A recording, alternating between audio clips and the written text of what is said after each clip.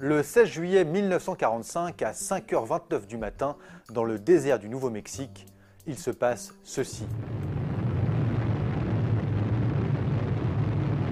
La bombe atomique est née. La suite de l'aventure atomique, on la connaît. En août 1945, les Américains bombardent le Japon et mettent fin à la Seconde Guerre mondiale. Quelques années plus tard, l'URSS fabrique sa propre bombe atomique et impose sa puissance.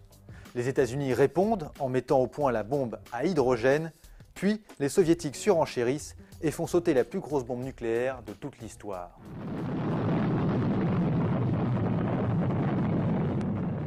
Bref, pendant toute la guerre froide, les Américains et les Russes jouent à qui aura la plus grosse et l'humanité tout entière est terrifiée. Mais alors, comment en est-on arrivé à une telle puissance de destruction? Comment des petits bouts de plutonium de la taille d'une boule de Noël peuvent-ils faire autant de dégâts? En d'autres termes, comment fonctionnent les bombes nucléaires? Pour comprendre la puissance de la bombe atomique, il faut avant tout s'intéresser à l'atome. Logique. Pour faire simple, les atomes sont de toutes petites choses qu'on trouve à peu près partout autour de nous. Une fois assemblés entre eux, ils constituent la matière. Une pomme, une tasse à café, un petit chat ou des poils de barbe sont tous composés de différents atomes. Quand on regarde de très près, un atome ressemble à cette chose. Il y a un noyau composé de neutrons et de protons et des électrons qui gravitent autour. Les électrons ont une charge électrique négative, les protons une charge positive, et les neutrons assurent la cohésion du noyau malgré les charges positives qui se repoussent. Enfin, l'addition des protons et des neutrons constitue la masse de l'atome. Cet atome d'hélium, par exemple, a une masse d'à peu près 4, ce qui est plutôt léger. L'idée de la première bombe atomique, la bombe A, va être d'utiliser la fission nucléaire, c'est-à-dire de casser les atomes. Pour cela, il faut utiliser un atome très lourd, en l'occurrence de l'uranium-235, qui est une version de l'uranium très rare dans la nature et qui a donc une masse de 235, ce qui est très lourd pour un atome. On peut aussi utiliser du plutonium fabriqué à partir de l'uranium. L'idée est donc de casser cet atome en projetant des neutrons sur son noyau. Cette cassure est d'autant plus violente que les charges positives des deux nouveaux noyaux se repoussent. Ce mouvement très vif génère alors une très grande quantité d'énergie. Mais ce n'est pas tout. La fission du noyau libère des neutrons, qui à leur tour cassent les atomes d'à côté, etc., etc., etc.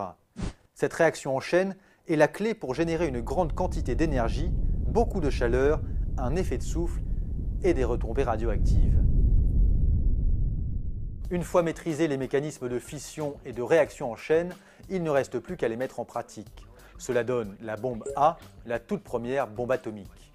Dans le cas de Little Boy, la bombe larguée sur Hiroshima, c'est assez simple.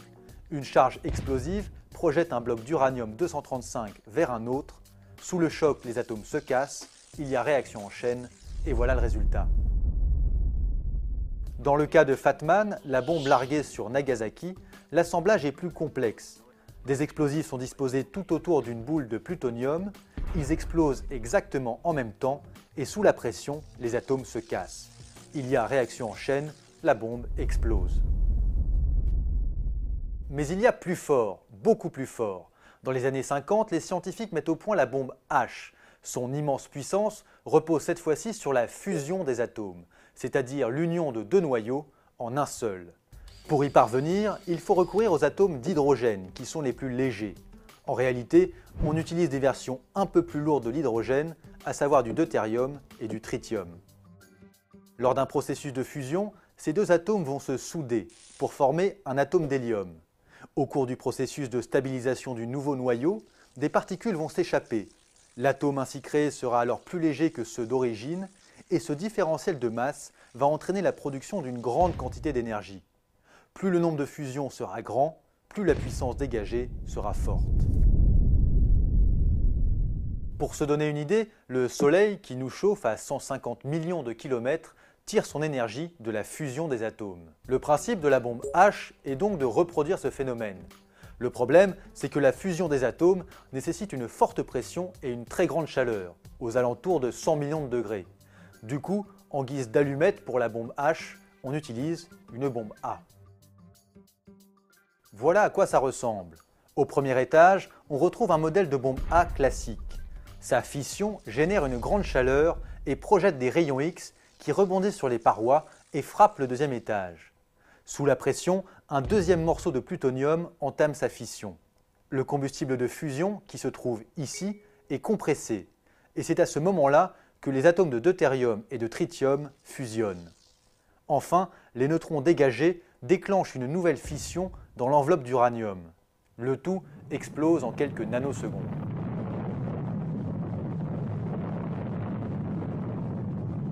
Pour se faire une idée de l'évolution de la puissance nucléaire à travers les âges, prenons ce tout petit rectangle rouge à gauche de l'écran. Il représente la bombe d'Hiroshima, d'une puissance de 15 kilotonnes, ce qui équivaut à 15 000 kg de TNT. La première bombe soviétique est à peine 2 fois plus puissante, mais avec l'arrivée de la bombe H, on passe à 10 mégatonnes, soit 10 millions de kilos de TNT. Et puis, les Russes battent tous les records avec la Tsar Bomba de près de 50 mégatonnes. C'est plus de 3000 fois Hiroshima. Alors évidemment, toute cette puissance a quelque chose de terrifiant, et même si les armes atomiques sont moins nombreuses aujourd'hui, elles continuent de faire peur. Pourtant, il faut savoir que dans un sens, la fusion nucléaire représente l'avenir de l'énergie. Des chercheurs du monde entier tentent actuellement de concevoir un réacteur capable de canaliser la puissance de la fusion. Avec très peu de matière, un tel engin permettrait de produire d'immenses quantités d'électricité. À titre d'exemple, l'hydrogène contenu dans un seul litre d'eau de mer pourrait produire autant d'énergie que 5 barils de pétrole. Mais ça, malheureusement, ce n'est pas pour tout de suite.